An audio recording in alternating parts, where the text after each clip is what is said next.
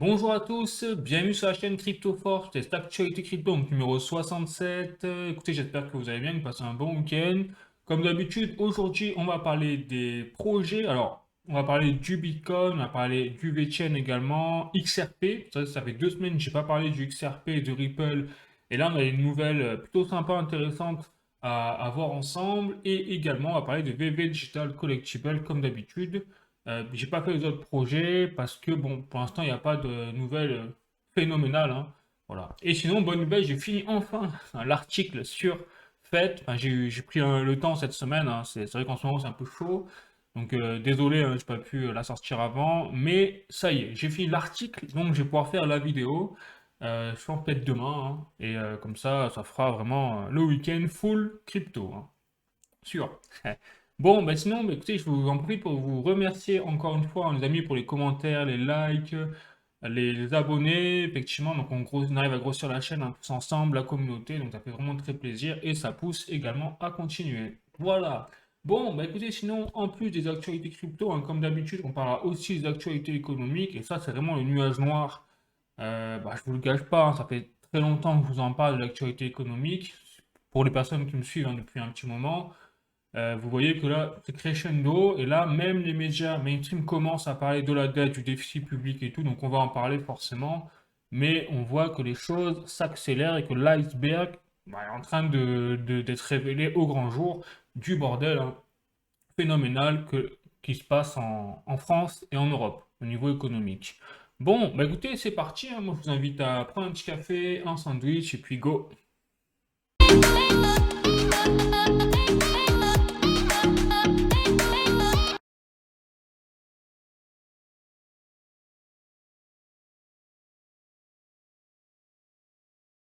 Donc c'est parti avec le Bitcoin en premier lieu. Donc comme vous pouvez le voir, je me suis basé sur les chiffres de BitMEX Research, donc qui date du 22 mars 2024.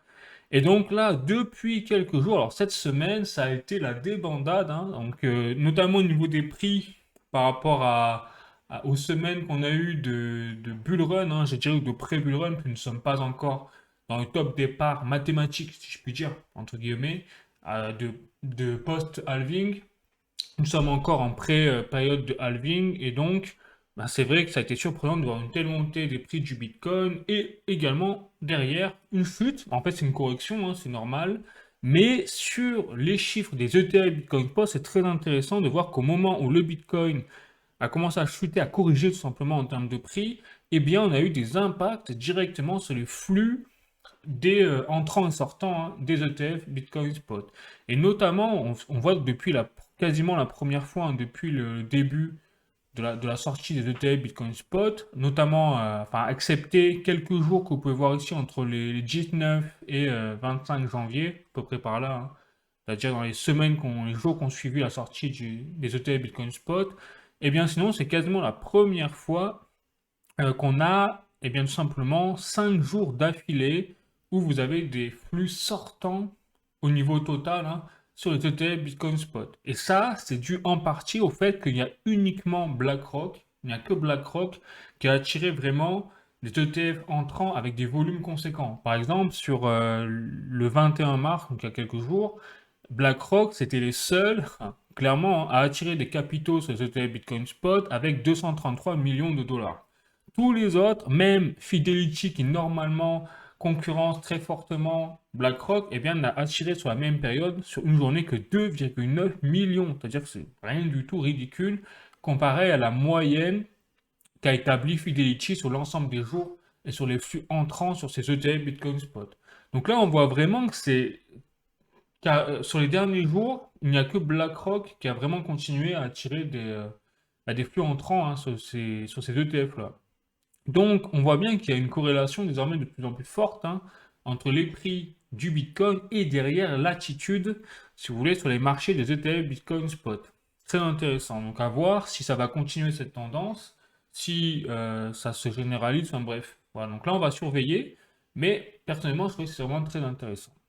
Voilà. Donc, après, on voit même que sur le 22 mars, même BlackRock a fait un très faible chiffre, avec seulement 18 millions. Donc on est passé de 233 millions à seulement 18 millions, même pour BlackRock. Voilà. Et enfin, on voit que, en fait, qu'est-ce qui a fait que la totalité est dans le rouge au niveau des flux sur les ETF Bitcoin? Eh bien, c'est tout simplement Grayscale qui continue de battre des records dans les flux sortants de ces ETF Bitcoin Spot. Et ça, depuis le début, on le voit bien, puisqu'ils sont maintenant à moins 13 000, enfin, 13 milliards de flux de Bitcoin sortants. Donc là, c'est vraiment phénoménal, la fuite, hein, pour le GBTC de Grayscale. Bon. Donc après, là où c'est assez intéressant, c'est également de voir que comme on a ce genre de choses qui est possible, désormais on le voit bien avec les ETF Bitcoin Spot, eh bien c'est aussi intéressant de voir que peut-être que le Bitcoin, effectivement, même s'il y a le loup dans la bergerie, j'en ai déjà parlé, donc je ne vais pas encore en détail, mais c'est vrai que pour moi, je vous l'ai déjà dit, les ETF Bitcoin Spot, c'est pas une bonne chose pour la philosophie du Bitcoin, puisque ça veut dire que les institutionnels, les gestionnaires d'actifs sont désormais dans la bergerie. Bon, les loups sont dans la bergerie, quelque part, puisque en captant un maximum de Bitcoin, entre guillemets, sur leurs ETF, derrière, ils arrivent à tuer BlackRock, la philosophie du Bitcoin qui est censée être décentralisée. Désormais, le Bitcoin, enfin, pour ceux qui sont dans les mains des gestionnaires d'actifs comme BlackRock, eh bien, vu que derrière, vous ne pouvez pas mettre ces Bitcoins-là sur des ledgers, sur des self-custody, sur des plateformes centralisées où vous pouvez même payer avec des crypto-monnaies, avec les cartes crypto, vos achats de tous les jours, par exemple, avec des cartes Visa, Mastercard en partenariat en général avec des entreprises crypto, eh bien, quelque part, le Bitcoin est cantonné uniquement à un aspect spéculatif, comme n'importe quel ETF. Voilà. Donc, pour moi, c'est un peu le loup dans la bergerie, je l'ai déjà expliqué. Et là, bah, quelque part, ça prouve que les gens, dans cet aspect philosophique peut-être aussi, ont compris que, bon, la majorité du Bitcoin, ce n'est pas une bonne idée de les acheter en ETF. Voilà. C'est peut-être une partie de la réponse, hein, qui explique pourquoi les flux ne sont pas que entrants sur ces ETF Bitcoin Spot. Il y a également des flux sortants. Bon, après on verra bien évidemment la démarche, mais je garde espoir sur le fait que un maximum de gens comprennent que la philosophie du véritable Bitcoin, c'est pas de les acheter sous forme d'ETF. Voilà. Et je pense que tous les Bitcoin maximalistes sont plutôt d'accord avec moi là-dessus. Allez, je continue. Donc là, j'ai un autre article à vous présenter également sur le Bitcoin. Hop, de Cointelegraph France. Donc Bitcoin sans Internet, un service SMS permet d'envoyer des Bitcoins avec un simple texte. Voilà, c'est ça la vraie philosophie du Bitcoin, c'est qu'on rentre dans un cadre où si demain, imaginons qu'il y ait, on a même parlé de cyberattaques, de machin, tout truc nuche, plus d'internet, plus rien, et bien sachez qu'il est quand même possible d'avoir du Bitcoin par des services SMS via même un Nokia, puisque c'est en Afrique qu'ils ont développé ça en premier lieu, il me semble, hein, avec forcément l'Afrique qui a pas le réseau Internet tel que nous l'avons nous en Europe, en Occident, même dans d'autres pays du monde. Donc, c'est très intéressant parce que ça veut dire que le Bitcoin, eh bien, quasiment a gagné, si vous voulez, si je puis dire, en termes d'existence, puisque à partir du moment où, si on arrive même à supprimer Internet, le Bitcoin survit grâce à ce système de blockchain au final, eh bien, c'est fini. Alors après, bien sûr, s'il y a plus, s'ils arrivent à supprimer également un téléphone, mais là, je ne vous cache pas que si on en arrive là, c'est fini. Il n'y a plus rien sur Terre et il y aura une tempête solaire, enfin c'est blackout général. Bon, je vous laisse imaginer le pire, hein, dans ce cas-là, mais on n'est pas là et je pense qu'on sera loin d'en être là, du moins sur un aspect volontaire. Enfin, je pense que les gouvernements n'auront pas que ça à faire que de détruire l'ensemble des services électroniques et de communication, euh, on va dire sur l'ensemble de la planète. Ensuite, cette fois, je vais passer sur les projets crypto. Donc, hop, je continue, je repasse à Twitter.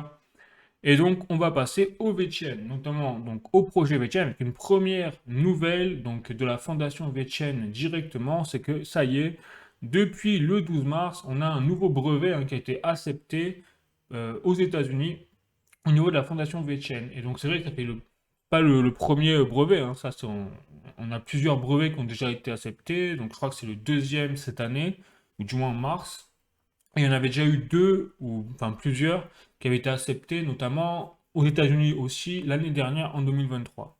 Et donc là, ce brevet concerne tout ce qui est la méthodologie, tout ce qui est le management des données, la sécurisation des données, etc. Également, tout ce qui est en lien avec le management des produits pour tout ce qui est ordinateur, etc. Bon, voilà, en tout cas, c'est ce qui est écrit, en anglais, après je traduis peut-être mal ou quoi, mais en tout cas, une technologie qui est forcément, parce que c'est un brevet, hein, donc ça veut dire que VChain possède vraiment de plus en plus un bagage technologique, il n'y a que qui le maîtrise. C'est là où vraiment l'information est très importante. Et surtout, ce qui est bien, c'est que cette demande de brevet a été établie en 2019. C'est écrit ici.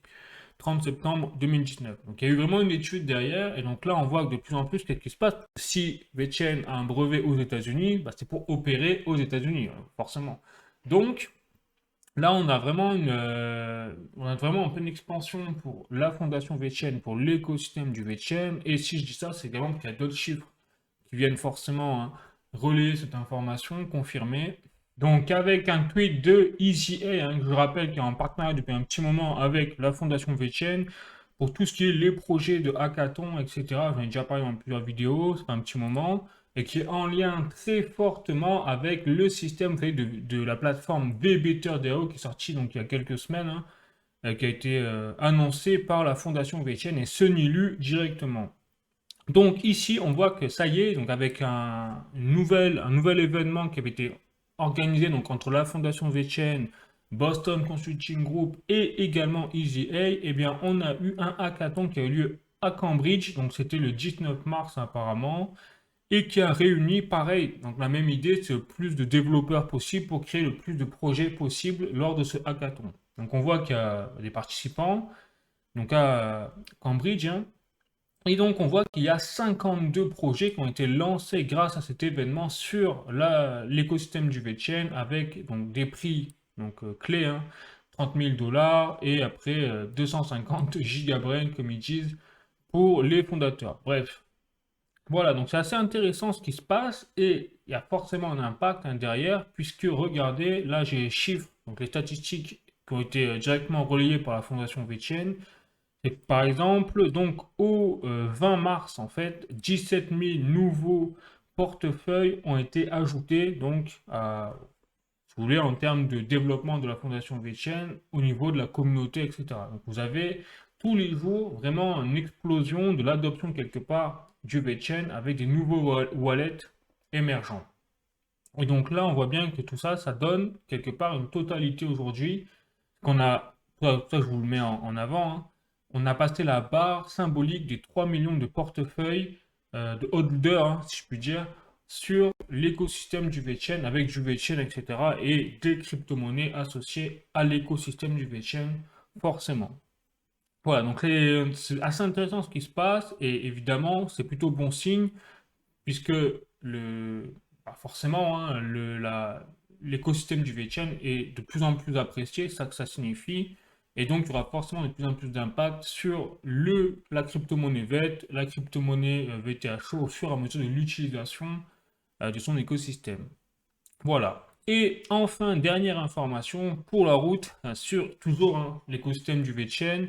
On a là, donc j'ai un tweet de Lucas V, comme vous pouvez voir ici, donc de la communauté, qui montre tout simplement une image, un screenshot du développement, de l'évolution du développement de l'écosystème de la blockchain VeChain Tor depuis donc 2020. Et c'est vrai que là, on a une explosion simplement du développement euh, de cette blockchain-là. Alors après, c'est des petits chiffres, c'est-à-dire que là, moi j'étais surpris hein, d'ailleurs de voir que par exemple en 2020, il n'y avait au final que entre 6 et 9 développeurs qui travaillaient régulièrement sur la blockchain du VeChain. Aujourd'hui, nous en sommes à 18. Alors, j'ai du mal à comprendre, c'est 104, enfin, c'est 18 000.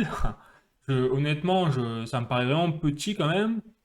Bon, mais après, si c'est bien ces chiffres-là, c'est uniquement de 0 à 18, bon, bah, c'est toujours ça, ça veut dire qu'on a quasiment doublé entre 2020 et 2024 le développement tout simplement de la blockchain Vicentor. Même si ça me paraît vraiment pas beaucoup, 18 développeurs en ATH. Mais après, vous savez, moi, c'est pas ma partie développement, j'ai toujours dit. Donc, c'est peut-être énorme, effectivement, d'avoir 18 développeurs sur une blockchain, en fait. Bon. Après ça, je vous en laisse juger par vous-même. S'il y a des développeurs qui mettent dans le commentaire d'ailleurs, ce serait sympa. puisse nous aiguiller si est-ce que c'est beaucoup ou pas sur une blockchain. Clairement, moi je me pose la question. Bon, voilà. Bref, donc ce sera tout pour le VTN aujourd'hui, mais on voit bien qu'il y a vraiment une tendance, une dynamique, et c'est ça qui fait plaisir, ce qui est plutôt à la hausse hein, sur tous les niveaux, que ce soit l'adaptation, que ce soit le développement, que ce soit la visibilité, et surtout donc peut-être le nombre de dates de projets qui vont sortir au fur et à mesure sur l'écosystème, sur la plateforme VBetter DAO. Autant que ça serve à quelque chose, hein, évidemment, puisqu'ils l'ont sorti. Bon, donc voilà les amis sur le VeChain. Je rappelle également, bien sûr, que je ne suis pas un conseiller financier très important et que tout ce que je dis c'est à titre informatif. Donc, n'hésitez pas à faire vos propres recherches, vraiment c'est important, avant de, voilà, de juger un projet ou quoi que ce soit ou de prendre une action là-dessus. Allez, je continue sur le prochain projet, c'est-à-dire VV Digital Collectibles. Donc j'annonce les drops effectivement, qui ont été annoncés par VV Digital Collectibles, notamment le Stormtrooper. Alors en ce moment, c'est Star Wars, hein, ils remettent au goût du jour les NFT donc animés de Star Wars. Donc là, on peut même voir le Stormtrooper qui tire des blasters, je ne sais quoi. Et donc, ce drop en version animée sortira le 24 mars, c'est-à-dire demain. Ensuite, donc ça, c'est le collectible digital 3D. Et là, on va passer aux comics. Et donc, notamment avec, vous voyez toujours un Star Wars et Dark Vador. Donc, la édition, en plus, la première édition qui sortira donc le 27 mars. Je n'ai pas la date, c'est dommage de cette édition en physique, qu'il y a toujours un lien en physique bien évidemment, pour le reste. Bref, ensuite je continue au niveau des annonces, cette fois plus macroéconomiques, avec le OMI au milieu, et vous savez que là l'enjeu du moment c'est pour l'entreprise Ecomi et VV Digital Collectible, c'est de rendre l'utilité au token OMI, à la crypto-monnaie OMI, qui fait fonctionner l'écosystème en arrière-plan de l'application VV. Bon. Donc, c'est vrai que là, on a eu tout un pataquès hein, entre les investisseurs qui sont très en colère parce que les prix du token OMI n'ont fait que chuter depuis quelques années, depuis le lancement hein, du projet. Effectivement, la majorité des investisseurs reprochent, enfin, quand je dis la majorité, je ne sais pas, c'est-à-dire je ne mets pas le nombre de personnes mécontentes sur ce projet, mais c'est vrai qu'on se fie sur les avis, on a l'impression que c'est plutôt la colère qui domine que qu'autre chose. Bon, après, ça reste à voir, hein, mais je donne mon impression, et donc avec cette impression-là, effectivement, le problème, c'est que la majorité de ces investisseurs ont l'impression d'être lésés, puisqu'ils ont l'impression que la crypto-monnaie OMI est un peu délaissée sur le projet. Et donc, on dirait bien que l'entreprise Ecomi a fait tout ce qu'elle peut au niveau marketing, en tout cas au minimum, pour essayer de supprimer cette image négative de la crypto-monnaie OMI, avec cette annonce qui montre que la seconde saison des récompenses sur le OMI est en train d'arriver et commencera d'ailleurs le 1er avril, comme on peut voir ici, donc la semaine prochaine, et avec derrière une récompense, un airdrop exclusif qui sera au final décerné à tous les participants de la saison 1. C'est-à-dire que si je comprends bien les choses, si vous aviez stacké quelque part vos crypto-monnaies OMI sur votre portefeuille VV, entre guillemets, et que vous avez participé donc à la saison 1 de ce système de OMI Reward avec les tickets de bronze, etc., eh bien, vous serez éligible pour un airdrop exclusif. Il n'y a que vous qui le toucherez. Bon. Voilà, donc plutôt positif. Donc on voit qu'on approche effectivement de plus en plus dans l'aspect au moins marketing de l'utilité du HOMI. Mais bien sûr, c'est pas suffisant, hein, on va pas se le cacher. On attend quand même d'autres choses dans les cartons, on espère. Bon, allez, je vais passer cette fois aux statistiques de l'application VV, hein, comme d'habitude, d'une semaine sur l'autre. Donc on voit que là, sur un jour à l'autre, on est plutôt en négatif, même beaucoup, parce qu'on a moins de 38% d'activité au niveau des portefeuilles. On n'a que le chiffre d'affaires d'un jour sur l'autre, lui, est en augmentation, etc. Ensuite, sur une semaine, cette fois, on est totalement dans le rouge également sur tous les niveaux, comme vous pouvez le voir avec, pareil, une activité des portefeuilles qui est dans le rouge. Et enfin, au niveau du mois, là par contre, on reste plutôt dans le vert, notamment au niveau des ventes. Là, on est à 2,51% au niveau d'augmentation de chiffre d'affaires mensuel de l'entreprise. Et derrière, par contre, on a une baisse effectivement de 1,59% sur le nombre de portefeuilles actifs sur l'application VV. Bon.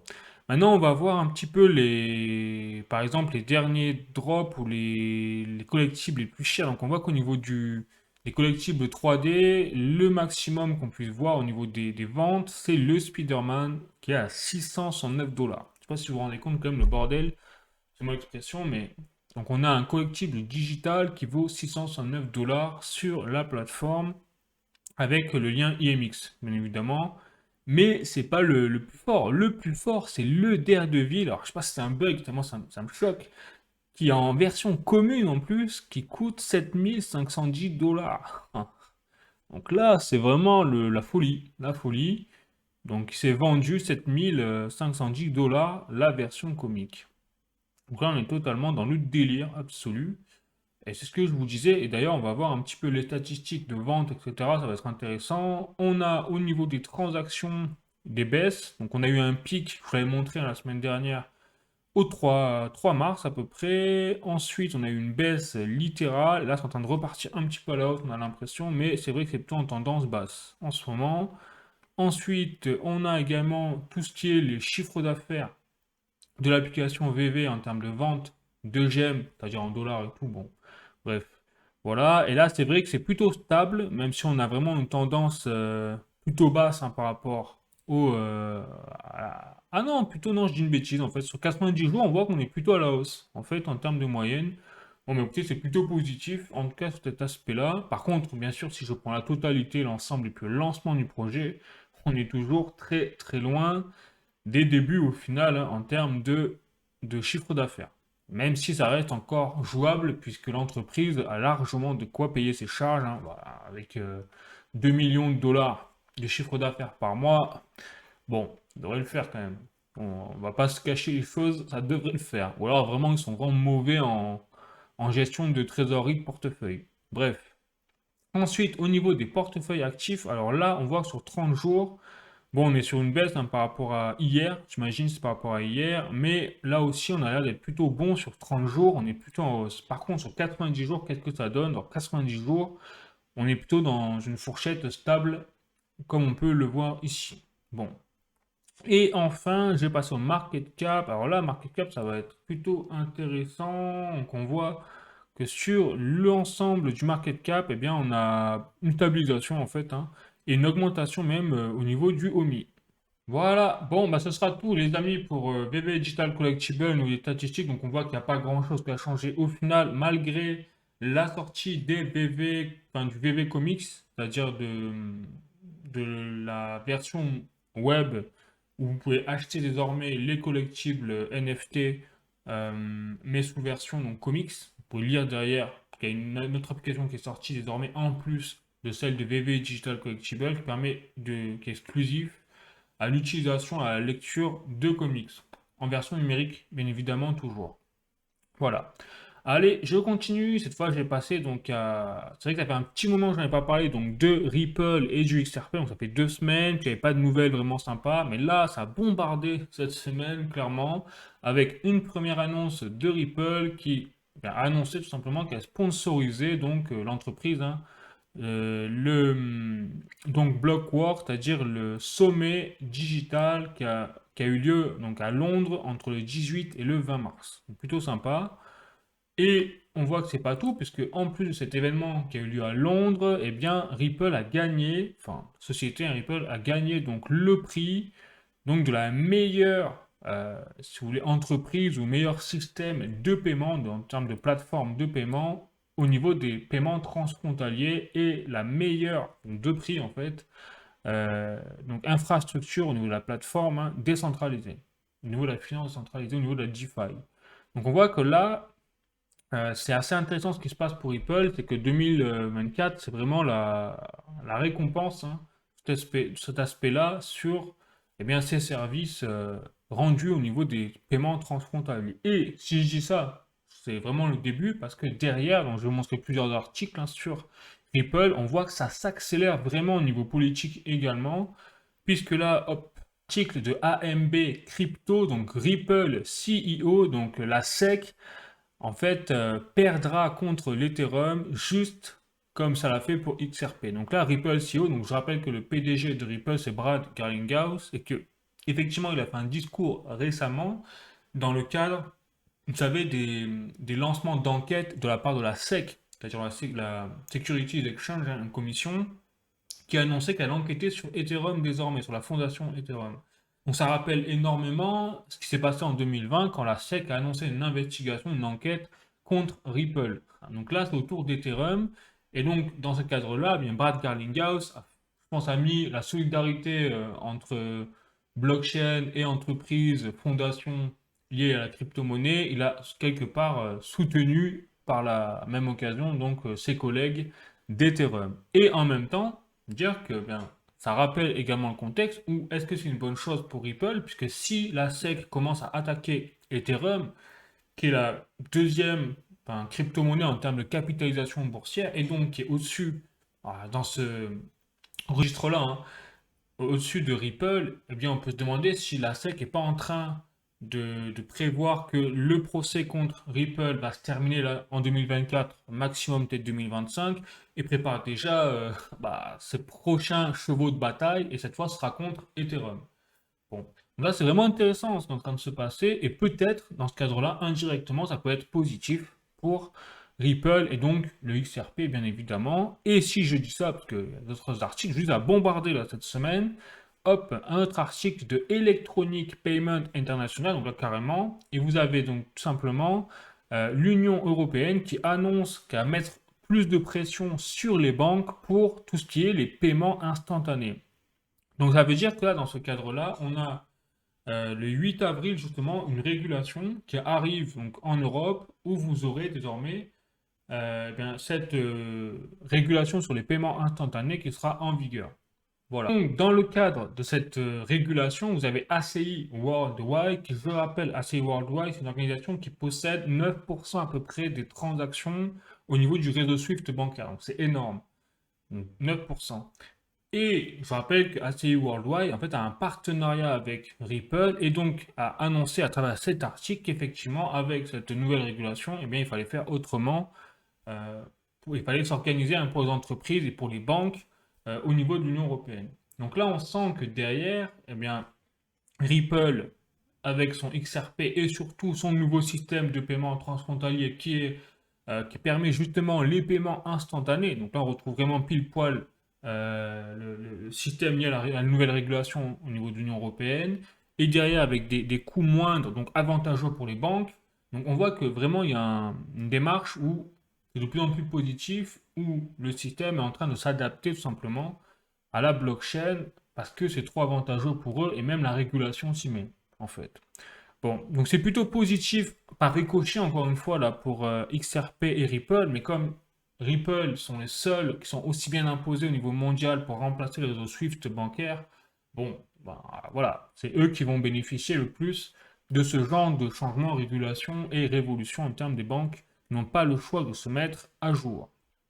Et enfin, dernier article pour la route sur le XRP, donc, et là c'est le plus important, on va voir pourquoi.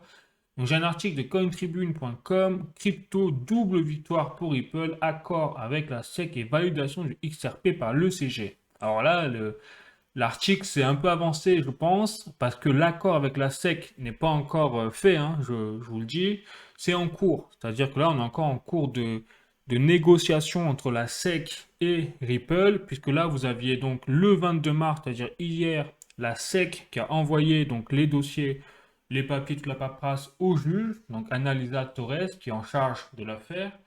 Ensuite, vous avez donc en réponse Ripple qui a jusqu'au 22 avril, je rappelle les dates clés en fait, hein, là, au 22 avril pour donner sa réponse et également les documents, les dossiers pour quelque part contre-attaquer. Ensuite, à partir du 22 avril, donc vous aurez la SEC qui aura jusqu'au 6 mai pour refaire une réponse. Et enfin, on aura la dernière ligne droite, je dirais, la dernière date clé qui sera le 20 mai. Vous aurez les deux parties qui, normalement, devront se mettre en accord avec quelque chose de conjoint. Bon. Et une fois que ça, ce sera fait, eh bien, la juge Annalisa Torres aura toutes les pièces en main pour statuer. Donc après, ce sera elle. Hein. Donc le délai, là, bien évidemment, on ne sait pas, mais on imagine qu'elle va prendre plusieurs mois, hein, comme ces affaires juridiques, comme toujours, comme pour toutes les mêmes affaires. Hein. Prend toujours du temps. Donc on peut estimer peut-être que d'ici la fin de l'année ou même 2025, on l'espère hein, au moins, on aura un résultat définitif dans l'affaire entre la SEC, les gendarmes boursiers américains et l'entreprise Ripple. Bon, là, ce sera je suis vraiment très curieux de savoir ce qui va se passer. Donc, est-ce que la SEC et XRP vont arriver à trouver un accord entre eux déjà à l'amiable? Je ne serais pas surpris, je vous le dis, hein, parce que on voit que la SEC est déjà en train de tourner son regard vers Ethereum, notamment. Voilà. Et pourquoi en plus? Bien simplement, c'est parce que c'est très bien dit dans l'article du cointribune.com, c'est que l'ECG, donc l'ECG, j'ai un autre article pour vous montrer en plus ce que c'est cette histoire. J'ai un article de C Crypto, donc la régulation donc triomphe pour le XRP comme le European Governance Institute, donc c'est l'Institut de gouvernance européenne, reconnaît que le XRP n'est pas une security, c'est-à-dire est un titre, n'est pas un titre financier, quelque part. Ce qui est tout l'enjeu, justement, hein, de la guerre entre Ripple et la SEC depuis 2020. Que la SEC reconnaît le XRP comme étant justement un titre financier, c'est-à-dire une security. Or, là, vous avez une institution donc, de gouvernance européenne qui a déclaré que effectivement non, le XRP n'est pas une security, n'est pas un titre financier, mais un token d'utilité pour les paiements transfrontaliers. Donc on voit bien que là, dans une semaine, on a eu... ça a bombardé là en une semaine, je ne sais pas ce qui s'est passé, mais on a de plus en plus une légitimité en plus de la part d'instances quand même institutionnelles, hein. Là, c'est carrément l'Institut de gouvernance européenne, donc pas loin de l'Union européenne au final, qui décrète ce genre de choses. Donc avec toutes les annonces qui en plus sont en parallèle, hein, vous l'avez vu, comme je vous l'ai annoncé. Donc ça sent plutôt bon là, quand même, faut le dire, hein, à vue de nez, pour la suite de l'entreprise Ripple et donc du XRP sur le statut politique, géopolitique. Bon, après on verra, bien évidemment, on n'est pas au bout de nos surprises, hein. Peut-être qu'on va avoir des mauvaises surprises dans le cadre du conflit juridique avec des pièces qui sortent de nulle part. On n'est jamais à l'abri dans ce genre de choses. Bon, voilà les amis, et maintenant, bah, écoutez, je vous propose de passer aux actualités crypto, donc plus générales, ce sera tout pour le XRP, avec, hop, un petit article de journalducoin.com, donc BlackRock confirme et détaille son premier fonds tokenisé, donc, et premier stablecoin, BUIDL, ça s'appelle comme ça, sur Ethereum. Donc je crois qu'ils ont voulu prendre le même terme que HODL, c'est-à-dire hodler, c'est-à-dire garder les gens qui gardent leur crypto, et finalement on ne dit plus holder, normalement le terme en anglais c'est holder, c'est hodl. Et là ils ont fait pareil, au lieu de dire build, ils vont dire buildle. Bref, sûrement quelque chose, une histoire comme ça. Et donc on voit bien que là, voilà, on entre dans le cadre où le loup est dans la bergerie, c'est-à-dire que BlackRock, là, le gestionnaire d'actifs, entre les ETF et Bitcoin Spot qui sont en train de capter vraiment en majorité, enfin, pas loin d'être en majorité, mais au niveau des ETF Bitcoin Spot, c'est désormais les leaders. BlackRock, il n'y a pas photo. Donc, on voit que, effectivement, BlackRock, plus le temps passe et plus leur bague augmente, même quand les ETF, on l'a vu au début de la vidéo, sont dans le rouge en termes de flux, mais ça c'est plutôt à cause de Grayscale qui est en train de devenir une passoire, hein. Ils sont en train de perdre tout leur Bitcoin, mais BlackRock, eux, ils ne sont pas dans le rouge, c'est-à-dire ils continuent d'accumuler, même sur les mauvais jours, les Bitcoins. Bon. Et en plus, là, ça y est, ils attaquent maintenant désormais Ethereum un petit peu, hein. Alors, je dis attaquer, bon, vous avez compris, c'est pas attaquer, voilà, c'est construire sur Ethereum avec justement ce stablecoin, donc sur le dollar, hein, backé sur le dollar, et qui permettrait en fait aux détenteurs d'avoir un système de dividendes. Donc là, on voit que BlackRock commence vraiment à s'insérer, à s'immiscer totalement dans le monde des crypto-monnaies, pour le meilleur et pour le pire, bien évidemment, pour les raisons que je vous ai déjà citées des milliers de fois. Allez, je continue, cette fois avec un article de Cointelegraph, donc ça y est, donc là on a une nouvelle loi, c'est-à-dire que l'Union européenne a banni tout simplement le système d'anonymisation des crypto-monnaies au niveau des transactions, des paiements via les portefeuilles self-custody, c'est-à-dire privés. Donc notamment vos portefeuilles MetaMask, Ledger, tout ce qui est basé sur un système d'identification qui n'est pas KYC, c'est-à-dire qui n'est pas basé sur Know Your Customer, eh bien tout ça, ce sera banni, ce sera interdit. Donc là, on est dans un cadre où vraiment l'Union européenne est en train de fliquer à mort, hein, faut dire ce qui est, tout l'aspect de l'industrie crypto, Là, ça commence vraiment à aller de plus en plus loin. Donc pour l'instant, je vous rassure, ils n'ont pas interdit le fait de détenir des crypto-monnaies sur les ledgers, les portefeuilles privés hors des plateformes exchange, etc. Non, pour l'instant, c'est vraiment les paiements. Donc si vous avez par exemple que Ledger sont en train de développer une carte donc bancaire crypto, eh bien, ce sera visiblement interdit de l'utiliser ou peut-être que Ledger va faire rétropédalage. Enfin, je suis très curieux de savoir comment ils vont gérer ça à l'entreprise Ledger, mais je ne serais pas étonné qu'ils annoncent que leur système de crypto life, donc basé sur leur carte bancaire avec un partenariat Visa ou Mastercard, soit désormais caduque et interdit par la loi européenne. Voilà, parce qu'il n'y aura pas eu de Know Your Customer au préalable. Ou alors, Ledger va obliger, enfin, c'est peut-être ce qui va se passer, tous les détenteurs de clés Ledger eh bien, à s'identifier via un Know Your Customer. Donc là, manque de peau, la philosophie décentralisation hors bancaire, machin, bah, ça commence à vraiment perdre de plus en plus de pouvoir là-dessus. Pour le meilleur et pour le pire, forcément. Bon, ensuite, hop, donc ça c'est une nouvelle loi et donc je vous rassure, ils ont annoncé que cette mise en place, cette loi prendrait 3 ans. Donc là, on voit bien qu'on est dans l'Union européenne. Donc bon courage pour eux, non seulement pour mettre en place ce système, mais en plus pour le fliquer, parce que je serais bien curieux de savoir comment ils vont arriver à fliquer cet aspect-là de paiement avec les cartes bancaires. Mais surtout, je ne vous cache pas que tous les détenteurs de crypto-monnaies ont de moins en moins envie de rester dans l'Union européenne, hein. Donc bravo, bravo. Ils sont très forts pour faire fuir tous les capitaux. Un contexte en plus économique fragile et au niveau de l'intelligence artificielle, c'est pareil. Donc en fait, l'Union européenne, on entre encore à se tirer une balle dans le pied, dans la tête indirectement, sur tous les niveaux, même sur le développement technologique. Bravo, bravo. Bon, je continue, hop, avec cette fois un autre article de Coin Academy, donc ETH, Vitalik veut combattre la centralisation d'Ethereum avec le Rainbow Staking. Donc effectivement, Vitalik Buterin, donc le fondateur d'Ethereum, est de plus en plus inquiet de la direction que prend l'Ethereum depuis, vous savez, la mise à jour qui a permis de passer à l'Ethereum du Proof of Work au niveau du minage qui était énergivore au Proof of Stake. Donc désormais, Ethereum fonctionne sur le Proof of Stake, tout le monde est content, parce que ça y est, c'est plus énergivore comme avant, donc tous les écolos sont contents, tout le travail là. Le problème, c'est que maintenant, avec le staking, forcément, on a l'Ethereum qui est désormais plus centralisé au niveau des nœuds validateurs. Et là, ça inquiète de plus en plus Vitalik Buterin qui justement veut mettre en place ce qu'il appelle donc le Rainbow Staking. Donc ce serait quelque chose qui serait basé sur le Heavy Staking et le Light Staking. Si j'en reprends donc les propos de Coin Academy et également les explications de Vitalik Buterin. Et donc ce serait une opposition de ces deux systèmes, Heavy, Light Staking, et donc, le heavy staking serait un système de staking qui serait basé sur des signataires et un contrôle avec des sanctions, etc., proche quelque part du staking normal. Et en opposition, vous auriez un système de staking, donc le light staking, qui lui sera un système de loterie. Et donc, avec le mélange de ces deux systèmes-là, on aurait quelque chose de plus décentralisé. Et donc, c'est comme ça qu'on aurait son système de rainbow staking, comme il l'appelle Vitalik Buterin. Bon, pourquoi pas.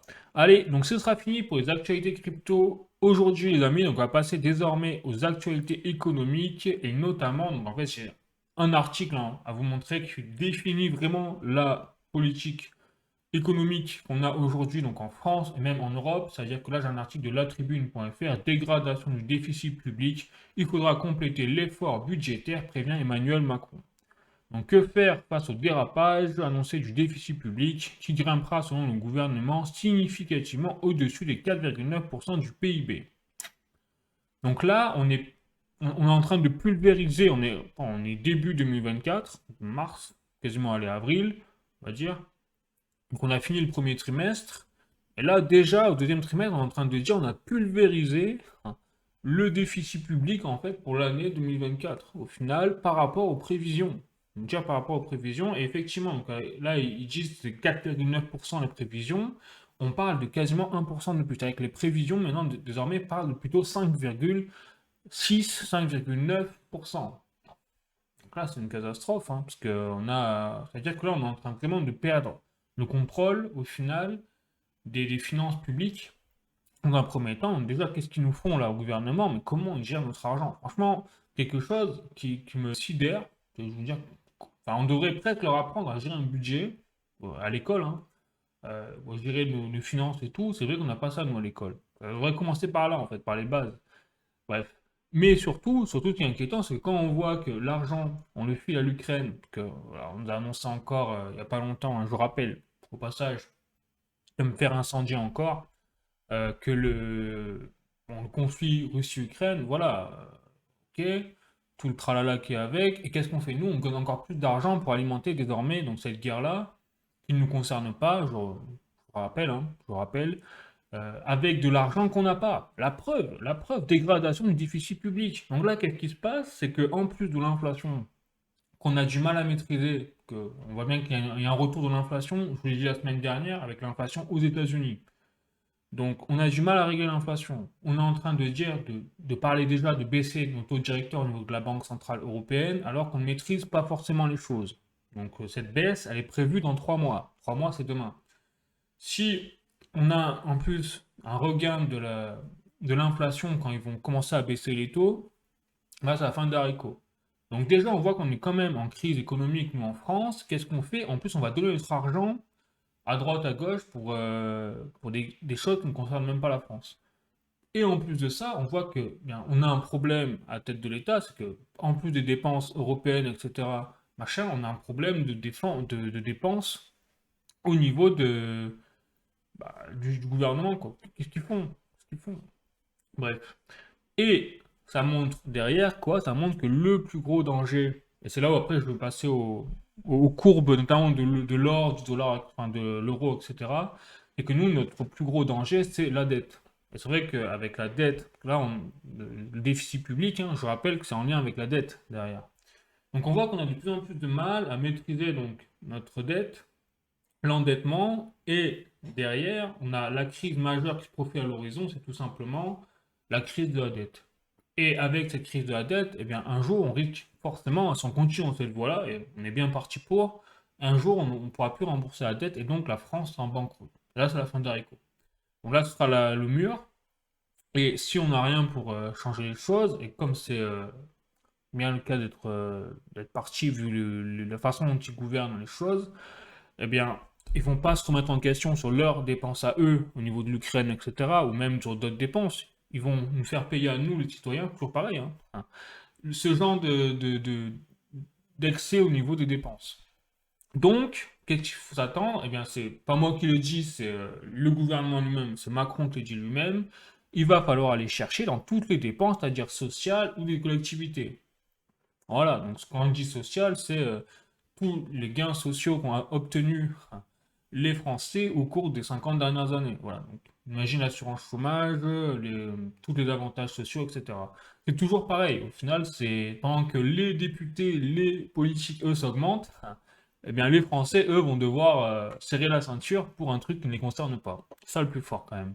Donc on voit vraiment qu'on est dans une année là où je serais vraiment étonné que ça ne pète pas. Je vous le dis, hein. Donc on a vu les agriculteurs là qui ont commencé à s'énerver. Donc après le mouvement a perdu de son ampleur de politique, enfin, ou alors il est moins médiatisé. Mais quand je vois ce genre de choses, je me dis que la crise sociale est loin d'être terminée. Bref, après on verra, hein, mais évidemment je peux me tromper. Moi je n'ai pas la science infuse, je vous le répète.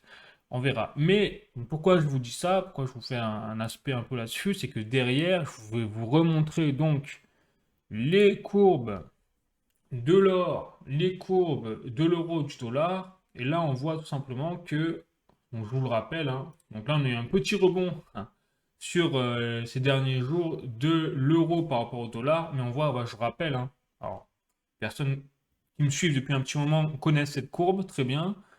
Mais les personnes peut-être qui arrivent, regardez le cours de l'euro par rapport au dollar. Nous sommes en chute libre depuis 10 ans, avec donc une perte de 21% de la valeur de notre euro par rapport au dollar qui lui-même est en chute par rapport à l'or.